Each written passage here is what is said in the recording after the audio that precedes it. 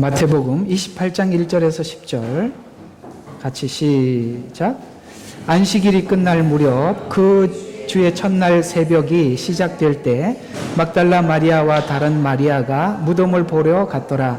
그런데 보라, 거기에 큰 지진이 일어나고 주의 천사가 하늘에서 내려와 그 문에서 돌을 굴려내고 그 위에 앉았더라. 그의 용모는 번개와 같고 그의 옷은 눈처럼 희더라. 그러자 병비병들이 천사를 두려워하여 떨며 죽은 자들처럼 되었더라. 천사가 대답하여 이 여인들에게 말하기를, 너희는 두려워 말라. 너희가 십자가에 못 박으신 예수를 찾는 줄 내가 아노라. 그분은 여기에 계시지 않고 말씀하셨던 대로 살아나셨느니라. 와서 주께서 누우셨던 자리를 보라. 속히 가서 주의 제자들에게 주께서 죽은 자들로부터 살아나셨다고 말하라. 보라, 주께서 너희보다 먼저 갈릴리로 가시나니 거기서 너희가 주를 뵙게 되리라. 보라, 내가 너희에게 말하였느니라고 하니 그들이 두려움과 큰 기쁨으로 무덤에서 급히 떠나 주의 제자들에게 말하려고 달려갔더라. 또 여인들이 제자들에게 말하려고 갈 때에 보라, 예수께서 그들을 만나서 말씀하시기를 모두 평안하냐라고 하시니 여인들이 나와 그 발을 붙잡고 경배하더라. 그러자 예수께서 그들에게 말씀하시기를 두려워 말라. 가서 나의 형제들에게 갈릴리로 가라고 말하라. 그리하면 그들이 거기서 나를 보리라고 하더라. 아멘. 자, 저번 주에는 여러분들에게 예수님은 부활하고 난 이후에 왜 갈릴리로 가셨는가, 로마로 가지 않았는가라는 이 부분에 대해서 우리에게 주시는 영적 교훈이라는 관점에서 말씀을 드렸고, 오늘은 이 부활이 주는 교리적 관점을 여러분들과 함께 나누어 보도록 하겠습니다. 교리적 관점이 주시는, 하나님께서 주시는 귀한 은혜와 유익은 무엇인지 단순히 오늘은 이 본문 안에서 잠깐 한번 살펴보고 오늘 내용에 들어가도록 하겠습니다. 한번 6절부터 한번 볼까요? 5절부터 한번 보면 좋겠습니다. 천사가 대답하여 그 여인에게 말하기를 너희는 두려워 말라. 무슨 뜻이지요? 지금 이 막달라 마리아와 다른 마리아는 예수님께서 십자가에 죽으셨다는 얘기를 듣고 그 다음에 죽은 것을 확인하고 무덤에 다시 한번 그 미련이 남아서 온 거거든요. 근데 마음에 예수님께서 이들의 기대감 속에는 예수님이 저들의 구세주기를 기대했겠죠. 그런데 죽어버렸다는 거죠. 죽어버렸다는 것입니다. 그래서 어떤 마음으로 왔다고요? 두려워하는 마음으로 왔습니다. 그래서 너희는 두려워 말라 이렇게 말씀하고 있어요. 근데 너희가 십자가에 못 박히신 예수를 찾는 줄 내가 아노라. 그러니까 시체를 보러 온 거잖아요. 그렇죠? 그런데 자, 바로 여기서부터 반전이 시작돼요. 기독교의 반전은 뭐냐? 바로 28장 6절이에요. 여기서부터 우리는 완전히 바뀌어버리는 거예요. 우리는 그렇습니다. 누구나 인간이 가질 수밖에 없는 죽음, 그 죽음을 승리한 부활, 그것이 6절에부터 반전이 일어나기 시작하는데요. 저는요, 가장 성경을 읽었을 때 제 머리를 가장 쭈삣하게 세웠던 메시지가 바로 이 구절이었어요. 6절이에요. 한번 보세요. 그분은 여기 계시지 않고 말씀하신 대로 살아나셨느니라. 너무 큰 충격이었어요. 여러분, 이게 얼마나 큰 충격입니까? 주님이 부활하셨다는 거예요. 그러면서 속히 가서 제자들에게 주께서 죽은 자들로부터 살아났다고 말하라. 근데 이 부활의 소식을 듣고 8절에 보니까 어떻게 했습니까? 그들이 두려움과 큰 기쁨으로, 여러분, 드디어 주님을 만났을 때 우리가 느끼는 감격이 바로 이 부분이라는 거예요. 그래, 주님은 나를 위해서 십자가에 죽으시고 나에게 영원한 생명을 주기 위해서 살아나셨구나라는 이 복음이 내 가슴 속에 깊이 들어오게 될 때 우리 속에는 이 기쁨을 주체할 수가 없는 거예요. 이것이 요한복음에는 예수님이 이렇게 표현하고 있습니다. 내 안에는 큰 기쁨이 있는데 이 기쁨을 나누어 주고 싶다. 그런데 제자들이 이 나누어 주고 싶은 기쁨이 뭔지 몰랐어요. 설명을 해도 모르죠. 왜냐하면 대제사장들에게 고난을 받고 죽게 될 것이며 3일 만에 부활하리라. 이게 도대체 제자들에게 무슨 기쁨이냐 이거죠. 죽는다는데 지금 여러분 죽는다는 소리가 크게 들리고 부활이라는 소리는 들리지도 않는다 이 말이에요. 제자들에게. 그러니 무슨 기쁨이 있어요? 그러나 예수님은 죽으셔야 우리 죄를 용서할 수 있고 부활하셔야 사망의 권세를 깨트린단 말이에요.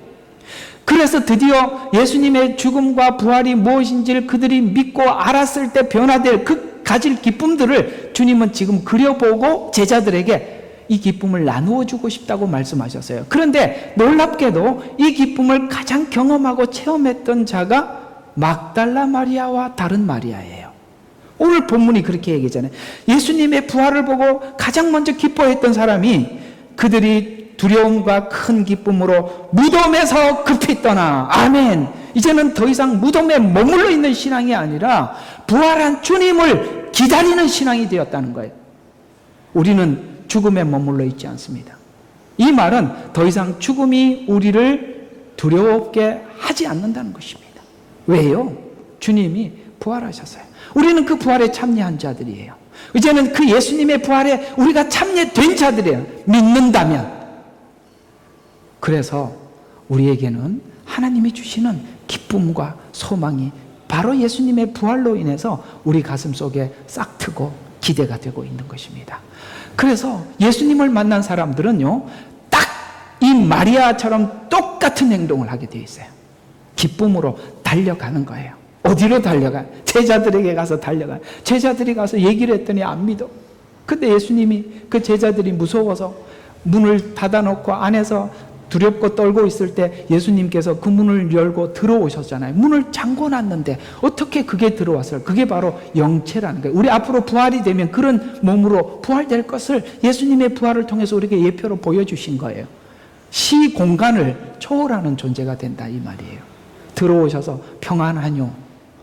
귀신인 줄 알았어요. 그런데 귀신이 아니라는 증거가 고기를 달라. 그래서 먹었어요. 참 예수님은 죽기 전에도 성만찬하시고 그 다음에 부활하셔서도 먹었으니 이 교회에서 먹는 게 얼마나 중요하냐 이 말이에요. 아 그렇구나. 이게 단순히 영체가 아니라 육체를 가진 영체구나. 이걸 제자들에게 말씀하시면서 이제 그들을 보내면서 교회를 세우라고 하시고 이 복음을 전하라고 제자들을 보내시고 제자들이 보내서 오늘 저희들까지 하나님께서 만나주시고 또 세상으로 보내시는 일들을 하고 있는 것이죠. 어때요? 여러분 모두 다 오늘 이 막달라 마리아와 다른 마리아처럼 혹 무덤을 향해 주님을 찾으러 달려가더라도 거기서 부활한 주님을 모두 만나시길 바랍니다. 바로 이 시점이 우리가 예수님을 만나는 날이에요. 여러분 얼마나 기뻤는지 달려가지 않습니까? 그리고 제자들도 이제 이 예수님의 부활한 모습을 보고 달려가잖아요. 인생이 바뀌었다고. 인간은 어디에 목마르냐면 원래 우리는 하나님의 사랑을 듬뿍 받으면서 창조된 인간이에요. 지금 우리 마음이 메마른 것은 하나님의 사랑을 받아야 될 공간이 비어 있어서 그래요. 그런데 하나님이 찾아오셔서 그 공간을 채워주면 인간은 진짜 본연의 창조의 목적으로 돌아가는 겁니다. 우리가 과거에 꿈꿔왔던 성공, 목마르지 않습니다. 성공 안 해도 괜찮아. 없어도 괜찮아. 나의 의인은 믿음으로 말미암아 살리라. 삶의 방식이 돈으로 살고 건강으로 살던 인생이 믿음으로 살리라. 여기에 우리는 조금도 의심하지 않습니다. 바로 이 시점 28장이 우리 모두에게 있어지기를 주의 이름으로 축원하는 마음으로 오늘 이 부활로 세워진 교회 두 번째 이야기를 하겠습니다. 이렇게 서두를 많이 하면 안 된다는 걸 알면서 했습니다. 왜냐하면 이게 오늘 내용이 너무 긴데 이게 다 못하면 다음 주에 또 해드릴게요. 이게 너무 중요한 부분이라서요. 자, 자, 우리가 하나님을 믿습니다라고 말할 때는 이 믿음의 근거는 십자가의 죽음과 부활이 그 가장 중심입니다. 그래서 마태복음은 지금 설명을 쭉 해왔잖아요. 복음을 통해서 설명을 해왔잖아요. 제일 마지막이 뭘로 끝나냐면 27장 그렇지. 이거 원래 28장까지밖에 없으니까 27장과 28장이 끝인데 27장이 죽으심, 28장은 부활하심, 이런 이야기잖아요. 지금 그러면 어떤 사람이 글을 쓸 때 그 어떤 결론을 향해서 가는 거 아니에요. 결론은 가장 끝에 답을 낼 거 아니에요. 그러면은 지금 마태는 뭘 설명해 들어가려고 했느냐면 예수님이 너희들을 위해서 죽었다, 27장. 그러나 하나님이 살리셨다, 28장. 이걸 설명해 주려고 한 거예요. 그러니까 우리 믿음의 가장 중요한 핵심되는 부분은 바로 예수님의 십자가의 죽음과 부활이에요. 이 부분에 대한 이해 없이 내가 예수를 믿습니다는 문제가 많은 거예요. 사람이 잠시 하나님 앞에 어떤 체험을 하고 주님을 만날 수도 있어요. 체험적으로 만날 수는 있어요. 그러나 믿음의 근거는 아무리 체험을 해도 그 믿음은 이 십자가와 부활의 믿음이 아니면 구원과 관련이 없는 거예요.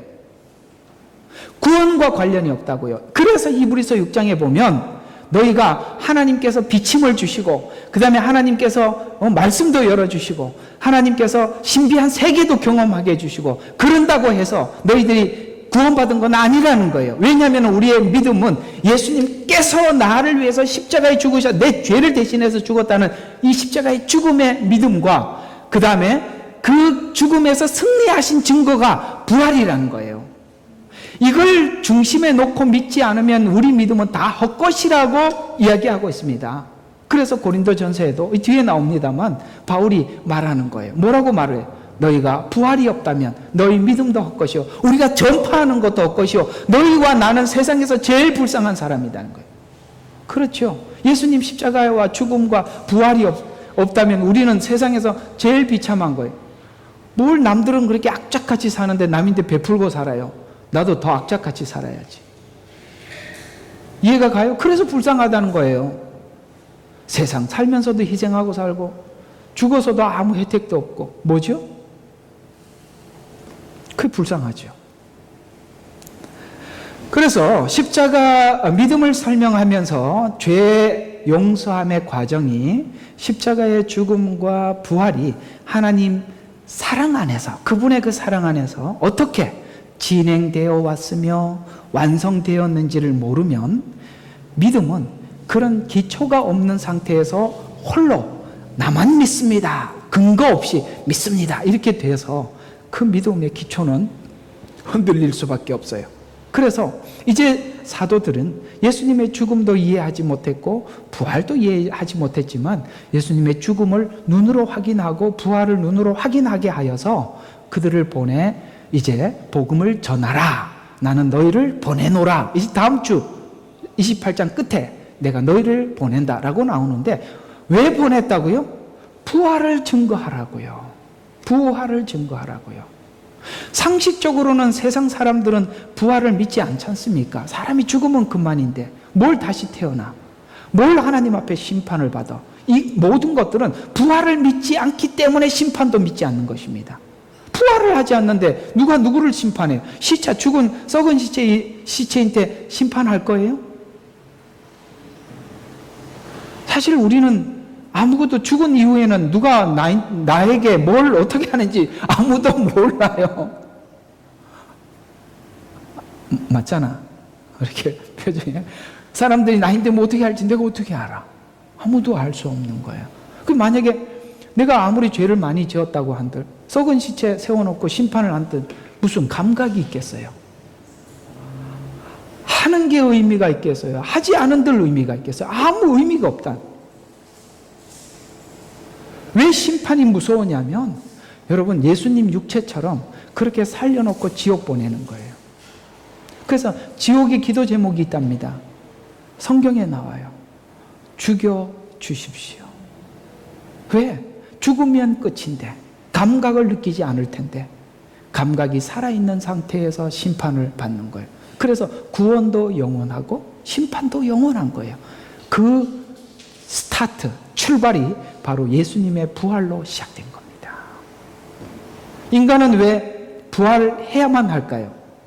인간을 창조할 때부터 하나님은 흙으로 그 다음에 하나님의 생기를 불어넣습니다. 하나님의 생기가 인간에게 있다고요.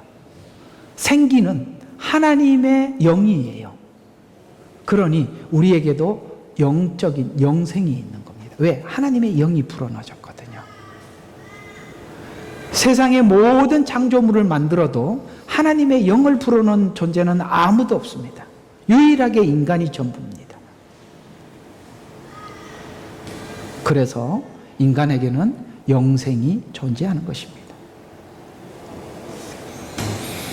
그래서 사도들에게 보내서 부활의 복음을 전하라고 하셨는데, 부활의 복음이란 십자가의 죽음을 전제로 했기 때문에 부활이 있는 거죠.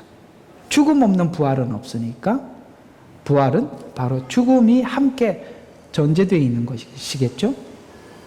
그래서 이 부활의 복음은 지금 하나님께서 십자가에서 사망의 권세를 이겼다라고 말씀합니다. 자, 요거 조금 설명이 필요해요. 십자가에서 사망의 권세를 이겼다.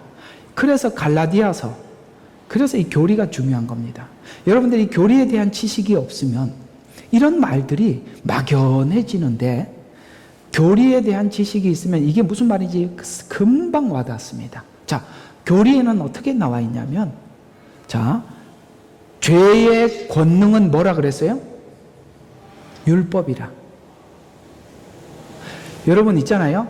우리 인간이 죄인이라는 걸 가르쳐 준 건 율법 때문이죠. 율법이 없었더라면 사람들이 자기 죄를 인정하지 않을 거예요. 그런데 율법이 오자 나는 죽었고 죄는 살아났어요. 이 말 이해가 가세요? 와, 죄가 내게 왔더니 하나님의 심판을 깨달았어요. 그래서 나는 죽었어요. 그런데 율법이 오자 이상하게 나는 죄인이 아니라고 생각했는데 내 속에 죄가 보여서 죄가 막 살아나는 거예요. 근데 막 이걸 불을 꺼보려고 막 자기 힘으로 막 아무리 애를 써도 안 된다 이거예요. 안 된다고 시인하라고 율법은 더 강하게 재촉하는 거예요. 우리는 안 되죠. 그래서 오호라 나는 곤고한 사람이다. 누가 나를 여기서 건져줄 것인가 라고 하게 하기 위해서 율법을 준 거예요. 나는 내가가 아니었다는 거예요. 내가 못 건졌다는 거죠. 그래서 누군가가 건져줘야 된다는 거죠. 그게 바로 율법이 우리에게 원하는 바였다 이 말이에요. 그래서 누가 그랬더니 하나님, 저는 스스로 이 죄에서 헤어날 방법이 없습니다. 어찌하면 좋겠습니까? 라고 하나님 앞에 구했더니 구약의 내내 설명한 게 뭐예요? 그날, 그때, 그 시간 내가 내 종을 보내줄 것이다. 그 다 보니까 예수 그리스도에 관한 이야기예요. 아, 그렇구나. 예수님만이 나를 죄와 사망에서 건져주시는구나 라는 것을 그들이 기대하게 되죠. 그래서 예수님의 십자가의 죽음이 바로 내 죄를 대신해서 대속한 죽음이라는 걸 알게 해주시고, 죽음으로만 끝내는 것이 아니라 우리에게 확실한 믿음을 우리에게 심어주기 위해서 부활하셔서 바로 하늘로 올라가지 않고 여기 본문에 보면 사람들에게 보여주시는 거예요. 그건 뭐예요? 우리 믿음을 위해서 부활한 주님이 우리에게 자신이 실제 부활한 모습으로 보여주시고 나타나서 고기도 잡수시고 대화도 하시고 그렇게 올라가신 거예요. 얼마나 고마워요. 그래서 우리는 믿음이요, 조금도 의심하지 않아요. 그때 제자들이 봤던 것처럼 우리도 지금 보고 있는 거거든요. 그게 믿음이에요. 그래서 율법이 왔더니 죄는 살아나고 나는 죽었는데, 그렇죠? 그래서 죄의 권능은 율법이라 이렇게 나오래요. 죄의 권능은 율법이라. 왜냐하면 자, 이걸 이제 뒤에는 나오지만 미리 이제 이야기가 됐으니까 좀 미리 좀 설명을 하면, 사단은 하나님 앞에 항상 이렇게 외치는 거예요. 저들은 죽어 마땅합니다.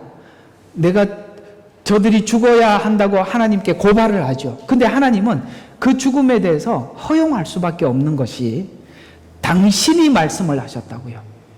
당신이 뭐라고 말씀하셨어요? 에덴 동산에 선악과를 만들어 놓고 이것을 먹는 날에는 죽으리라 라고 당신이 말씀하셨어요. 하나님은 하나님이 하신 말씀을 번복할 수 없어요. 법이니까. 그러니까 사단이 인간의 사망, 죄에 대해서 자기가 뭐라고 특허권을 얻었다고 해야 되나? 이건 뭐 단어가 생각이 잘 안 납니다만 항상 하나님 앞에 뭐죠? 예, 참소하고 그 다음에 뭐 사람 뭘 이렇게 하는 모든 어떤 죄에 대해서 하는 데 대해서 하나님이 아무리 능력이 많아도 스스로 막을 수가 없는 것은 하나님은 공의의 하나님이 당신이 그렇게 죽으리라고 했는데 사단이 와서 네! 야 이거 경상도 말 쓸 뻔했네.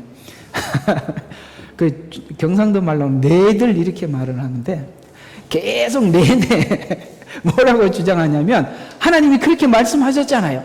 그래서 저들은 죽어 마땅합니다. 그럼 하나님이 할 말이 없죠. 당신이 하신 말씀이니까. 그게 바로 하나님의 공의예요. 그러나 죽어 마땅한 우리들을 예수님을 대신해서 죽임으로 인해서 우리 죄를 용서해 주신 거예요. 이게 대속의 은혜잖아요. 그 이제 예수님이 십자가에 죽으시고 하나님께서 우리 죄를 용서하신 것을 받았다는 증거가 부활이에요. 그러니까 사단이 이럴 줄 몰랐던 거죠.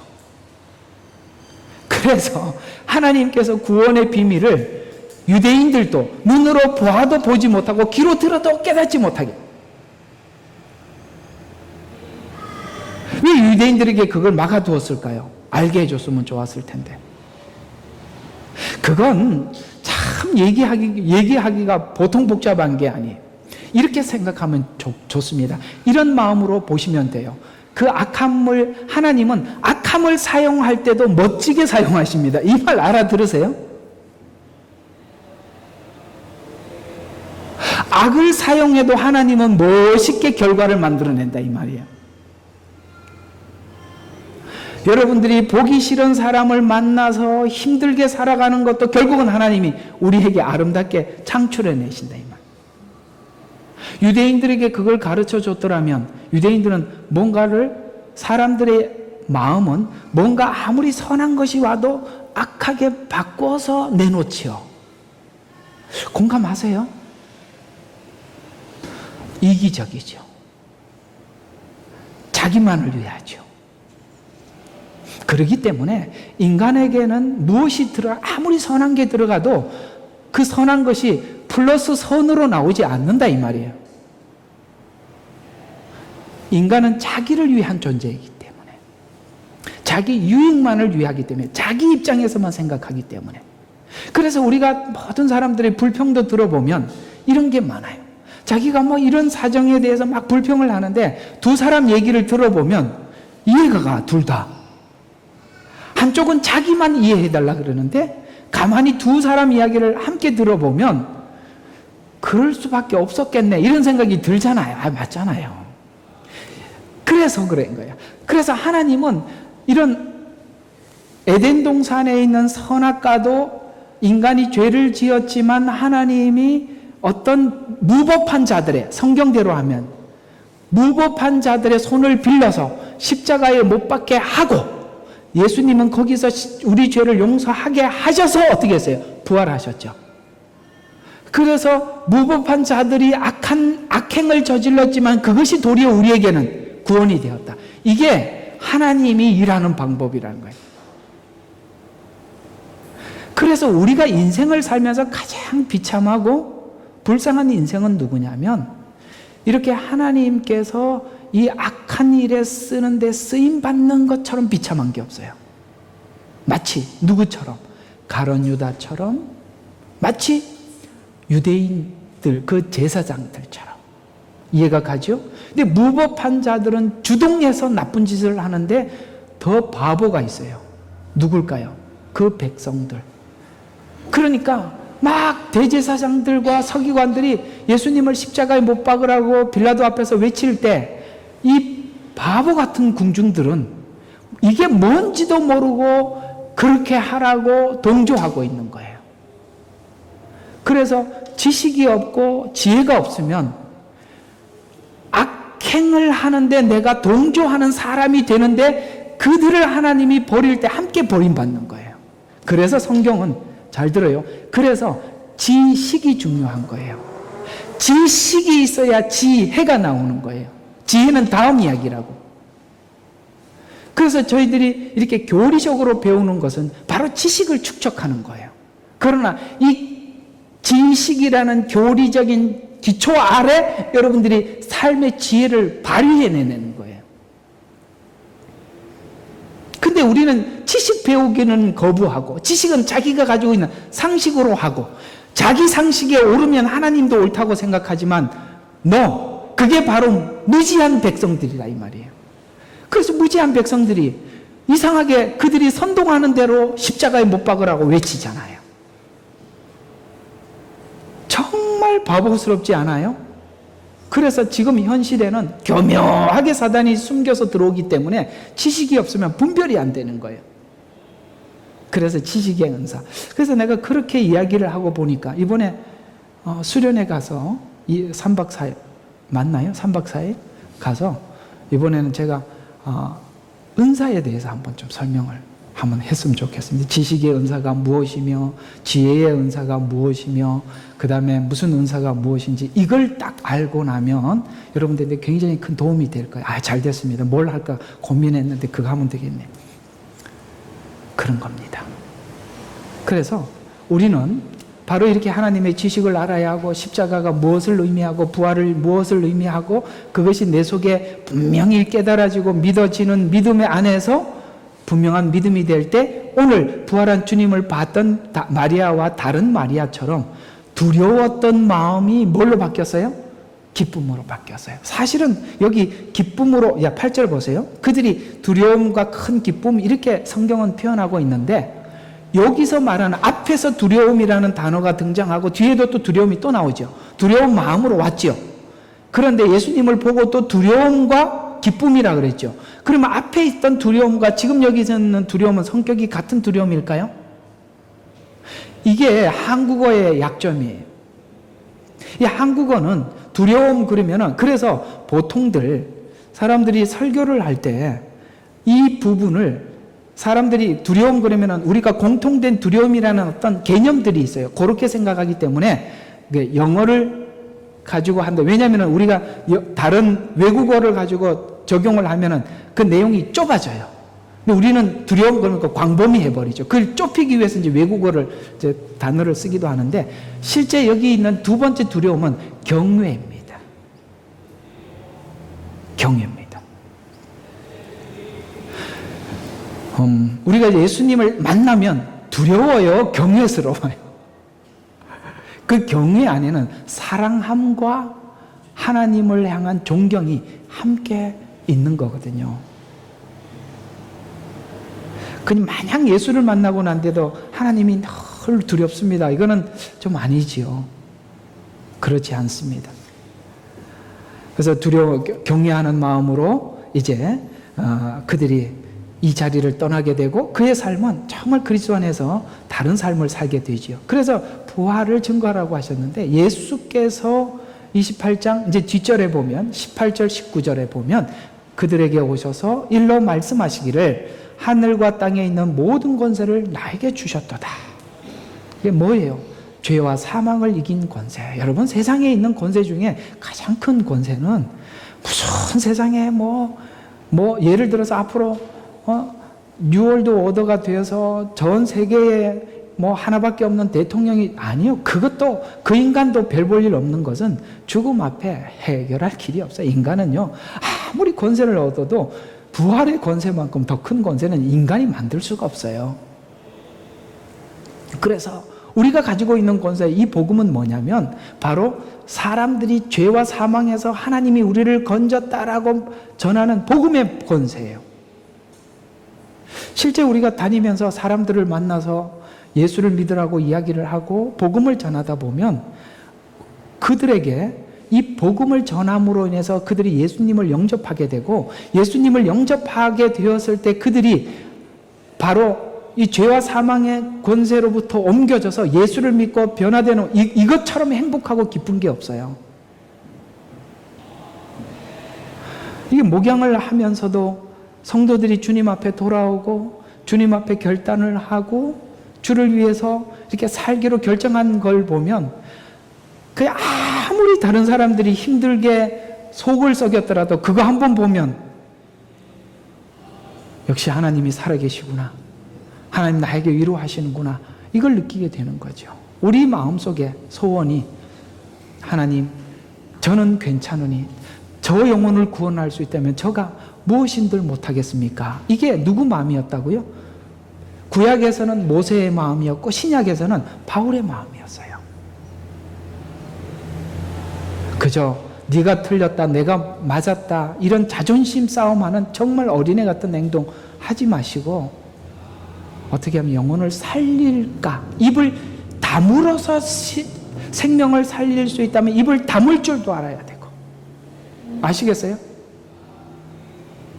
내가 말을 해서 살릴 수 있다면 말도 할 줄 알아야 되고 그 조절을 할 줄 아는 능력 그것이 내게 능력 주시는 자 안에서 모든 것을 할 수 있다는 것은 너희들이 나에게 지금 바울이 감옥에서 한 이야기 아니에요. 나에게 물품을 갖다 주고 생활비를 대주고 이걸 가지고 내가 사역을 하는 게 아니라 하나님이 나의 모든 사역의 스폰서라는 거예요. 그래서 하나님이 내게 공급해 주는 그 공급으로 내가 이 복음 전하는데 하나도 어려움이 없다라고 이야기를 하는 거 있는 것입니다. 바로 이런 가치를 느끼는 것.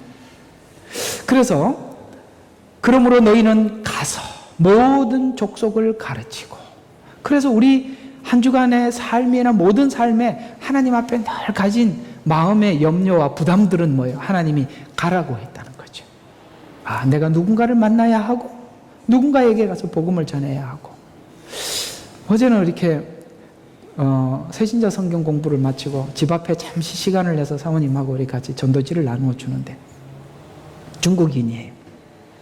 만나서 이렇게 복음을 전하고 대화를 하는데 너무 이렇게 복음을 전해줘서 고마운지 자기 집에 그 고구마 줄기 그 사람들은 고구마를 안 먹고 고구마 줄기를 해갖고 볶아 먹나 봐. 그래서 그거를 그냥 가위로 다 잘라갖고 한가득 줘갖고 집에 들고 왔는데 해 먹었어요. 맛있게 먹으라고 처음 보는 사람인데 우리가 복음을 전하다 보면 하나님이 이렇게 준비시킨 사람들을 만나게 되죠. 그때 그 사람에게 복음을 전하면 그냥 스폰지를 빨아들이지 확 빨아들이는 거예요. 저는 여러분들에게 이걸 좀 외치고 싶어요. 여러분 제발 불신자들에게 입 다물지 말고 외쳐주십시오. 하나님의 사람들이 빛을 가진 사람들이 입을 다물고 있으면 어둠이 그들을 장악하고 있어요. 빛이 가서 말만 해도 그 어둠이 물러갈 텐데 우리가 입을 다물고 있으니까 하나님의 사람들이 침묵하고 있으니까 이 어둠의 세력은 더 강력해져요. 이 마지막 때에 나타나는 증세 중에 하나인데 우리가 입을 다물고 가만히 있어서는 안 되죠. 그래서 다니면서 누구를 만나도 짧게라도 메시지를 전해봐요. 하나님이 익은 곡식이 있다고. 아까 그 찬양 불렀지. 익은 곡식 거둘 자가 없는 이때에 누가 가서 거둘까? 내가 어찌 게을러서 앉아 있을까? 어서 가자 밭으로. 보내주소서 보내주소서. 아까 불렀잖아요. 전 신학교 다닐 때 무진장 불렀습니다. 보내주소서 보내주소서. 아무리 보내달라 그래도 그냥 안 보내더니 여기 보냈습니다. 하여튼 이게 보내주소서. 이게 마음의 소원이잖아요. 제단 숯불 내 입술에 대니 어찌 주저할까? 나를 보내주소서. 가서 복음을 전하다 보면 하나님 준비된 사람들이 있고 이렇게 준비를 시켜놨기 때문에 쿡 찌르면은 탁 반응이 와요. 이런 일들을 여러분들이 오늘 제자들에게 보내서 전하라고 하신 대로 그렇게 함께 협력해 가시기를 바랍니다. 어차피 2시간 해야 될 것 같습니다. 이거 뭐 어림도 없을 것 같아요. 그래서 사도들이 자신들이 전해야 할 복음이 부활의 복음이다라고 말씀하시면서 그 증거로 사도행전 1장 22절에 보면 이렇게 이야기하고 있습니다. 요한이 침례로부터 시작하여 우리를 떠나 들려 올라가신 날까지 줄곧 우리와 더불어 지냈던 이 사람들 중에서 한 명을 뽑아. 왜냐하면 가룟 유다가 그 제자에서 이탈이 됐단 말이죠. 그래서 한 명을 뽑아. 자, 봐요. 우리와 함께 주의 뭐를 하라고요? 부활의 증인이 되게 하리라. 아시겠습니까? 이 사도들이 전했던 복음의 핵심은 부활이었어요. 그러니까 우리가 어디 가서 복음을 전하더라도 이게 중요한 거예요. 예수 믿으면은 형편이 좋아집니다. 삶이 넉넉해집니다. 건강해집니다. 이게 아니라 부활의 복음이라고요. 주님이 당신의 죄를 위해서 십자가에 죽으셨습니다. 그리고 우리를 영원한 생명을 얻게 하기 위해서 그 증거로 부활하셨습니다. 그러면 지금은 뭐 하세요? 라고 물으면 성천에서 하나님 우편 보좌에서 우리가 주님 앞에 오는 그날까지 당신이 예수를 믿으라고 하나님께 중보 기도하고 있습니다. 이 얘기는 할 줄 알아야죠. 지금은 뭐 어디 가서 뭐 하세요? 그러니까 글쎄요. 이러면 곤란하잖아요. 승천하셨습니다. 우리를 위해서 중보하고 계십니다. 내가 지금 당신에게 복음을 전하고 있는 이 순간 주님이 당신이 예수를 받아들이기 위해서 하나님께 기도하고 있을 것입니다. 이 얘기를 해줄 수 있어야죠. 그러면 이걸로 끝입니까? 아니요. 더 물어보면 주님은 다시 오신대요. 여기까지 이야기할 수 있어야죠. 그래서 복음이 무엇입니까? 라고 물었을 때 성육신부터 쫙 설명할 수 있어야죠. 여러분 초대교회에 집사를 세웠잖아요. 그 집사들이 설교한 설교 장면을 보면 사도들보다 더 멋지게 설교한 것 같이 해요. 빌립은 정말 복음의 전도자였고 스데반은 누구였어요?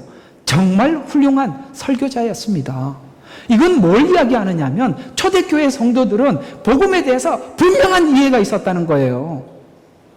근데 지금은 이상하게 이게 진짜 복음을 말해줘도 그게 성경에 있나? 이게 성경 구절을 어디 한번 찾으라 그러면은 아니 예를 들어서 하박국 찾으라면 그런 성경도 있었어? 뭐 이렇게 얘기할 정도에 이거 어떡하냐고요. 어떤 교회는 하박국을 목사님 오늘 하박국 드셨다는 얘기인가? 뭐 이렇게 생각했던 사람도 있다고 이야기를 하더라고요. 그 정도면 정말 곤란하죠. 성경 한번 찾으려 그러면 어디 있는지 이리 갔다 저리 갔다 이러면 이건 정말 아니죠. 복음이 무엇인가? 라고 묻는다면 내가 나에게 대답할 수 있어야 하고 누군가가 묻더라도 막힘없이 우리가 그걸 해명할 줄 아는 그리고 그게 곧 내가 믿는 증거 아니겠어요? 우리가 가장 귀하고 좋은 게 있으면 알려주고 싶은 마음이 생길 수밖에 없듯이 제자들과 오늘 이 마리아와 다른 마리아 마음속에는 이 마음속에 이게 생길 수밖에 없었고 특별히 대표적으로 사마리아 여인이 물길로 왔다가 물동이를 버려두고 동네로 뛰어갈 수밖에 없는 게 복음을 받은 사람들의 심정이라고요. 어떻게 그걸 가만히 혼자 간직할 수가 있겠어요? 그래도 여러분 주변에 있는 사람들에게 그토록 복음을 알리기 위해서 애쓰는 여러분들의 모습을 축하합니다. 그런데 또 이런 거는 있어요. 전도는 누가 잘하냐면 새신자들이 잘해요. 그 참 희한한 일인데 그것도 이해가 가는 게 사실 저는 제 주변에 불신자가 한 명도 없습니다. 제가 얼마나 오랫동안 예수 믿어요. 제가 기본으로 아는 게 집사님, 권사님, 장로님, 목사님인데 전도 대상자는 아니거든요. 이게 불신자를 한번 만나려면 너무 힘들어요. 못 만나겠어요. 그러나 초신자들은 다 불신자들이 주변의 친구들이라 그래서 우리가 전할 수 있어요. 그래서 여러분들이 많이 움직이셔서 보세요. 새신자들이 잘 데리고 오잖아요.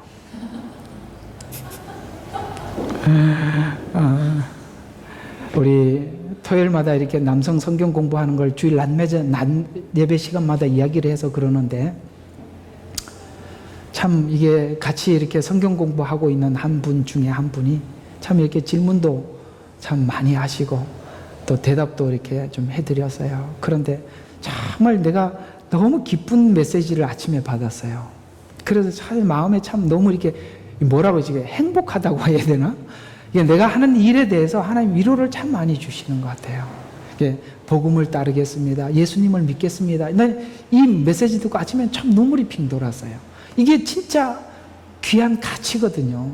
우리가 하나님 앞에 한 영혼이 돌아오는 게 하나님 나라에서는 잔치가 벌어지는 일인데 하나님 나라에 잔치 벌어질 일만큼 하나님이 기쁘신 일이라면 우리가 전하는 우리들에게 그 기쁨을 함께 나누는 거 아니겠어요?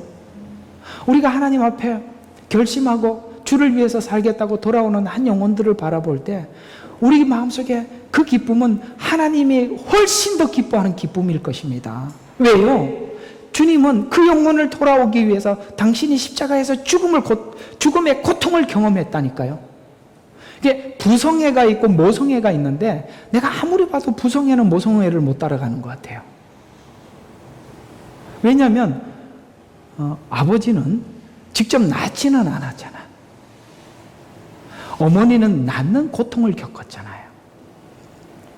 그게 달라요. 그래서 엄마가 자녀들에게 사랑한다고 품어줄 때와 아버지가 사랑한다고 말할 때는 약간의 어떤 뉘앙스가 좀 다른 것 같아요. 아버지는 여기 아버지니까 사랑한다 이런 게 있는 것 같고, 어머니는 나는 너가 어떻게 내 뱃속에서부터 시작되었는지, 내가 어떻게 출생했는지, 그게 더더욱이나 병원에 가서 의사가 둘 중에 하나는 죽으니까 애는 출산이 어렵다고, 난 죽어도 좋으니까 이렇게 아이는 낳겠다고, 이렇게 낳은 자라면 더 하겠죠. 예수님이 우리를 구원하신 것은 사실은 당신이 죽어서 우리를 구원한 구원입니다. 그렇게 봤을 때 주님 입장에서는 한 영혼이 돌아올 때 그 돌아옴은 우리는 전하는 자로서 기쁨을 잠시 얻을 뿐이지만 하나님 나라의 이 기쁨이 잔치로 하나님이 대답한다는 말, 여러분이 예사롭게 들어서는 안 되는 거죠. 그러나 그 일에 우리가 쓰임받은 것에 대해서는 영광입니다. 그래서 오늘 제자들에게 그들을 보내서 부활의 증인이 되라고 보내셨죠. 그들은 달려갔고 그 일을 충실히 감당하고 그들을 붙잡아 옥에 가두든지 그들에게 매를 때리든지 항상 기쁨으로 싱글벙글 그러니까 이 사람들이 보고 그건 반 미친 사람 같은 거죠. 왜냐하면 때려도 웃고 옥에 갇혀도 잠자고, 이게 말이 되냐고. 여러분, 옥에 갇혀서 잠이 와요? 참, 이게 경찰들과 법원과 관련된 어떤 사건이 연관이 되어 있을 때는 이것처럼 괴로운 일이 없어요. 무죄 판결을 받는다고 하더라도 그 과정은 상처거든요. 근데 성경에 보면 이 제자들이 옥에 갇혔을 때 놀랍게도 바울과 실라는 찬양하고 있어요. 참, 이게 지금 감옥에서 찬양이 나오냐고요. 찬양을 하고 있어요. 근데 베드로는 어떻게 했습니까? 아이고, 얼마나 잠이 들었는지 막 와서 막 흔들어 깨웠어요. 여러분, 얼마나 지금까지 그렇게 고단하게 일을 했나 봐. 거기에서 자. 근데 감옥에서 아무리 고단해도 잠이 오냐고. 그런데 흔들어서 깨웠다고요. 그럴 만큼 그들 마음은 세상의 환경이 그들의 마음을 바꿔놓지 못했어요. 그들의 마음은 아무리 환경적으로 고통스러워도 마음에는 한량없는 하나님의 평안과 평화가 흐르는 거예요. 그래서 찬송가에 평화로다 하늘 위에서 내려오네. 이 사랑의 물결이 내 영혼을 덮으소서.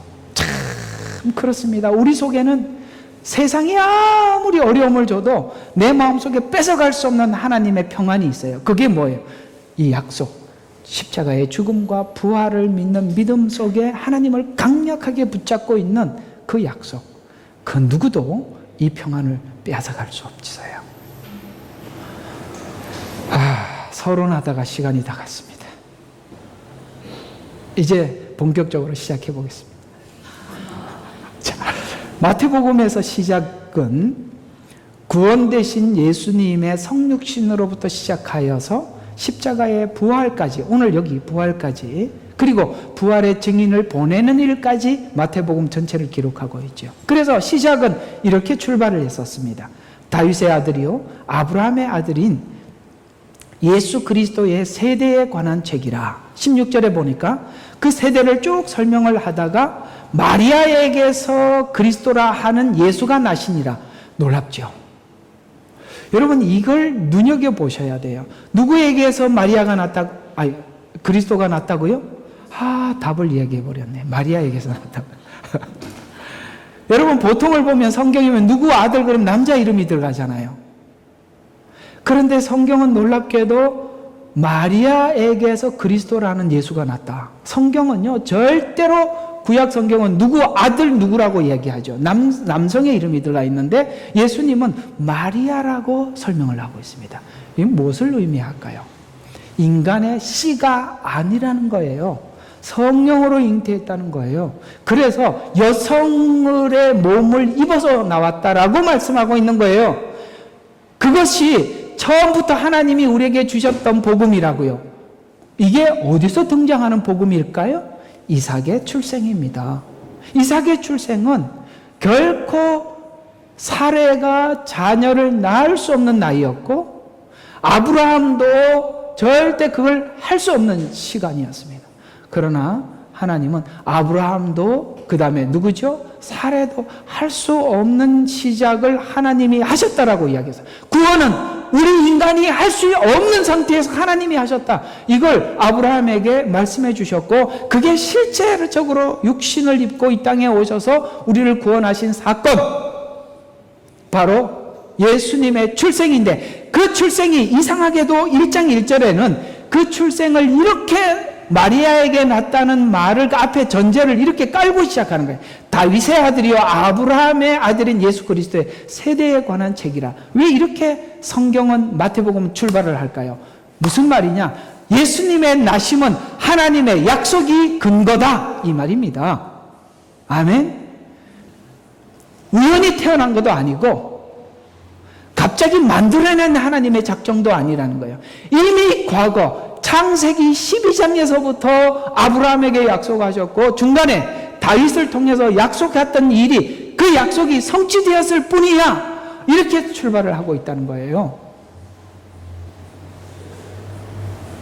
그건 무슨 약속이겠어요? 아브라함에게 하신 약속은 이삭의 출생입니다.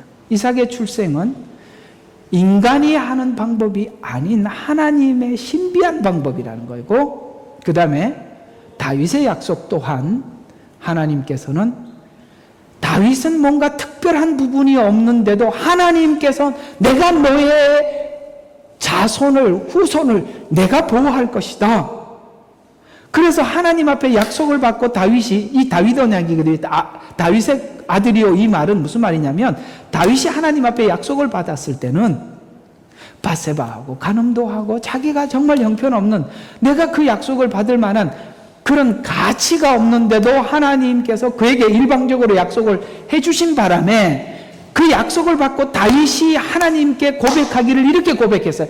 하나님은 누구시며 내가 누구간데. 자, 여러분 이게 진짜 우리가 하나님 앞에 내가 너를 들었으리라 내가 너를 사랑한다 이렇게 이야기할 때 우리가 하나님 앞에 이렇게 다윗처럼 얘기할 수밖에 없는 것이 하나님이 누구시며 내가 누구간데 뭐 나인테가 뭐가 내가 잘났다고 이렇게까지 약속하십니까? 거부할 수밖에 없어요. 그런데 하나님이 아니야 나는 너에게 약속할 거야. 그런데 그 약속을 지키셔서 마리아에게 예수님을 출생시키시는 거예요. 이렇게 마태복음 출발했다고요. 아버지의 아들이 아니라 요셉의 아들이 아니라 마리아의 자식이라고 출발을 하는 거예요. 그 출생한 예수님이 하나님이 약속하셨던 분이어서 자꾸 오늘 그게 강조가 되는데 이게 너무 중요해서 그래요. 27장에 우리 죄를 위해서 죽었다. 그리고 살리셨다. 이걸 이야기하려고 마태복음은 1장에서 그렇게 시작한 겁니다.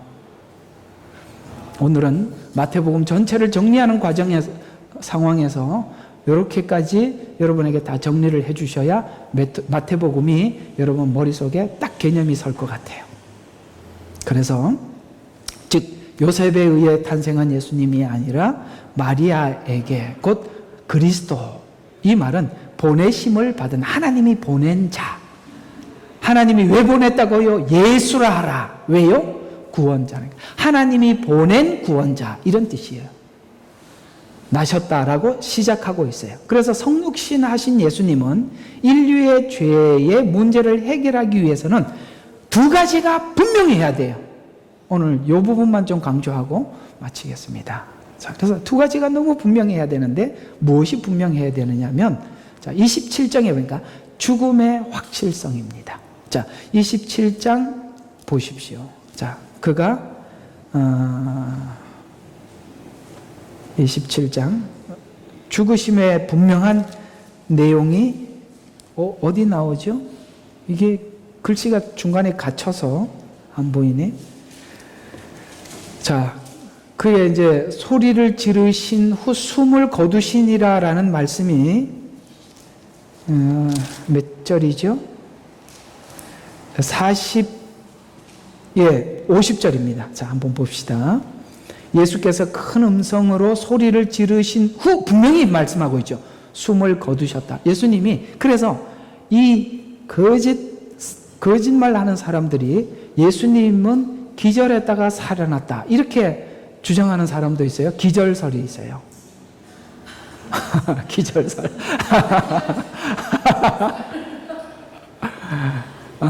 근데 성경은 분명히 명시하고 있지요. 예수님이 십자가에 죽으셨다는 분명한 죽음을 확인하기 위해서 그 당시에 십자가에 죽은 사람들, 사형 언도를 받아서 죽은 자들에게 다리를 꺾어요. 그 다리를 꺾으면 이렇게 버티지를 못하고 이렇게 늘어져 버리잖아요. 그 늘어짐으로 인해서 그 죽음을 완전히 확인하는 거예요. 확인 사살하는 거예요. 근데 성경은 분명하게 표현하고 있습니다. 숨을 거두셨다. 이건 뭐죠? 지금 우리 죄를 대속하셨다라고 로마서에서는 그렇게 설명을 하고 있고, 또 하나는 부활의 확실성. 이 두 가지가 우리 신앙의 가장 기둥이고 중심이에요. 부활의 확신성. 6절에 오늘 읽었던 말씀처럼 그분은 여기 계시지 않고 말씀하셨던 대로 살아나셨느니라. 무슨 뜻이에요? 이건 하나님께서 이미 계획된 일이었다. 그래서 말씀하셨던 대로. 그래서 고린도전서에 가보면 그가 말씀하셨던 대로 죽으시고 말씀하셨던 대로 살아나셨다. 오늘 말씀하셨던 대로 살아나셨다라는 말을 누가 해주고 있어요? 천사가. 이제 다음 주에 예수님의 부활을 본 사람들의 증언에 대한 이야기예요. 증언.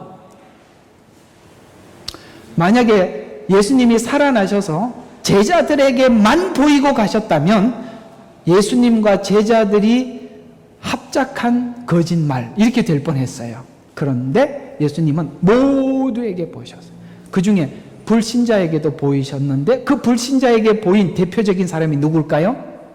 무덤을 지킨 경비병. 경비병이 제일 먼저 확인했을 거 아니에요. 무덤, 야, 이 사람들이 죽고 난 뒤에 부활한다고 하더라. 혹시 제자들이 시체를 훔쳤다가 부활했다고 거짓말하면 안 되니까 경비병들을 굳게 하니라. 이렇게 굳게 경비를 서게 한 바람에 더 확실해져 버렸어요. 대충 서라 그러면 뒤에 가서 담배 피고 놀았을 텐데 그 앞에서 굳게 지키고 있었어요. 그런데 이게 보니까 경비병들이 진짜 없어져 버렸네. 그러면 어떻게 해야 되겠어요? 불러가지고 돈을 엄청나게 많이 주고 제발 입 다물으라고 얘기했다라는 말이 성경에 기록. 돈 준 사건이 여기 나왔어. 그러니 이게 얼마나 웃기는 이야기가 됐냐 이 말이에요.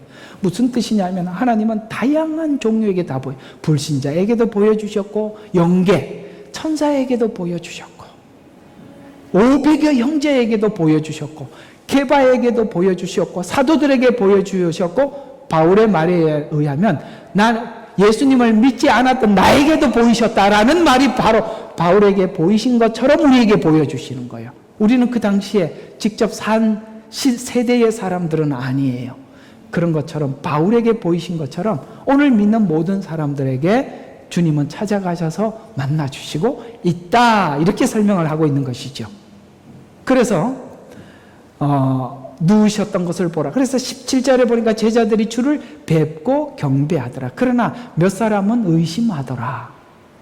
그래서 죽음과 부활을 믿는다면 우리가 구원을 받는 것입니다. 여기까지만 좀 할게요. 자, 예수님의 죽음과 부활을 믿는 게 구원이라는 거예요. 이렇게 성경은 설명하고 있는데요. 고린도전서 15장 1절과 8절 형제들아 내가 너희에게 전한 복음을 이제 너희로 알게 하노니 이는 너희가 받았고. 여러분 있잖아요. 제일 중요한 것은 복음을요 먼저 받는 겁니다. 받았고. 여러분 복음을 받는 게 얼마나 복인지 아십니까? 누구나 복음을 받는 것 같아 보여요? 아니요. 하나님이 준비 안 해놓으면 받을 수가 없어요. 복음을 설명을 하면요, 진짜 하나님께서 받는 사람들의 태도와 거부하는 사람들의 태도는 이렇게 달라요. 받는 사람들의 태도는 하나님이 그러셨군요, 아유 그랬군요, 감사합니다, 이렇게 가는데요, 안 받는 인간들은 왜 그랬대? 그 선악과는 왜 만들어놨어? 이러고 앉아있어요. 내 잘못 아니네, 아담이 그랬지 내가 왜? 이러고 앉아있대요. 뭐 말만 하면 태클 걸어요. 그건요, 준비가 안 돼서요. 그런데 놀랍게도 여러분들이 복음을 전했을 때 이렇게 마음으로 받는 거, 그건 하나님이 여러분에게 미리 작업을 안 해놓으면 할 수가 없는 일이에요. 그래서 여러분 이렇게 생각하셔야 돼. 교회까지 와서 여기 앉아있는 거 귀하게 보셔야 돼요. 앉아서 끝까지 복음을 듣고 가슴을 치고 돌아가는 거 정말 귀한 거예요. 앉아서 저 뒤에 앉아갖고 그리고 앉아있으면 그것 설교하는 사람도 얼마나 힘들어. 난 이게 설교하다 보니까 가끔 그런 사람들이 하나씩 왔다가 가는데 왜 이렇게 치치거리는지 좀 빨리 가. 딴 데 가서 하라고. 여러분 그 사람은 아직 우리 교회보다 가서 교회 가서 그냥 밥 먹고 놀고 이런 데가 좋아. 에? 사실 있잖아요. 누군가가 앉아갖고 이렇게 탁탁 튀기는 거 보면요, 이 설교하는 사람이 엄청 부담스럽고 힘들어요. 저 그렇다고 안 할 수도 없고 할 수도 없고 참 얼마나 마음이 힘든지. 그건 하나님 우리 마음을 녹이셔서 낮추셔서 인생이 뭡니까? 구원이 뭡니까? 내 삶이 뭡니까? 여러분 이게 얼마나 복이에요. 그렇게 하나님은 출발을 하시는 거예요. 저는 여러분들이 대충 어떤 인생을 살아왔으며 어떤 걸음을 걸어왔는지 그냥 대충은 알겠어요. 근데 대충 보면 우리 모두가 겪은 게 비슷해요. 그 비슷하기 때문에 말이 공감이 되는 거예요. 그 공감이 되기 때문에 우리 모두 궁금한 걸, 우리 모두 궁금한 일들을 하나님 제 입을 통해서 열게 하고 여러분들이 공감하게 해서 주님을 우리가 더 가까워져 가고 있는 거예요. 이게 바로 하나님이 교회를 통해서 하는 일들이고 주의 종을 통해서 하는 일들이잖아요. 아마 그 사람은 여기 와서 치치 그럴지 몰라도 다른 데 가면 아멘 할 수도 있어요. 자, 계속 한번 볼까요? 내가 너희로 알게 하노니 너희는 받았고, 받는 게 중요하다 그랬습니까? 그 다음에 그 안에서 두 번째는 뭐예요? 서는 거예요.